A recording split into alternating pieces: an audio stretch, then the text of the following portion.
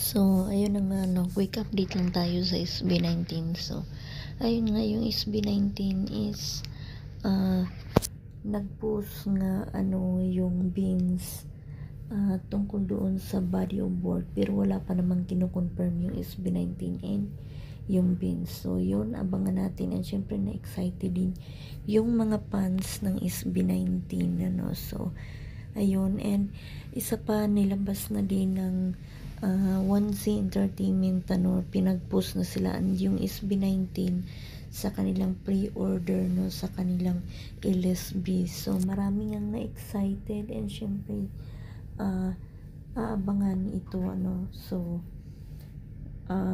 mag-update lang sila, So, kung kailan ka pwedeng magpa-reserve or mag-order. So, ayun, syempre, congratulations sa SB19, And syempre, abangan din dahil naglabas na sila ng mga city or bansa na kanilang pupuntahan para sa kanilang simula at wakas world tour. So, ayun nga, yung kanilang first stop kick-off is sa may is sa Philippine Arena. So, May 31 yan. And syempre yan, abangan talaga yan. And marami nang nag-aabang na mga fans.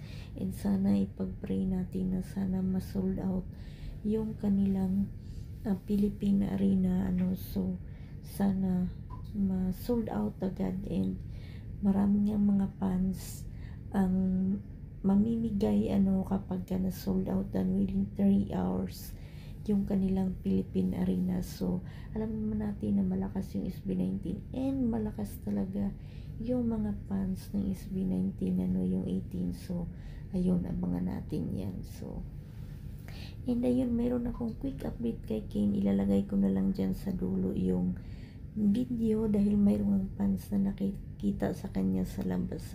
So, ayun, and syempre congratulations sa SB19 para sa kanilang bagong LSB and sana makasama din sila sa Beans Fashion Week, and gaganapin ito sa Mall of Asia Arena sa 21st of March. So, ayun, congratulations!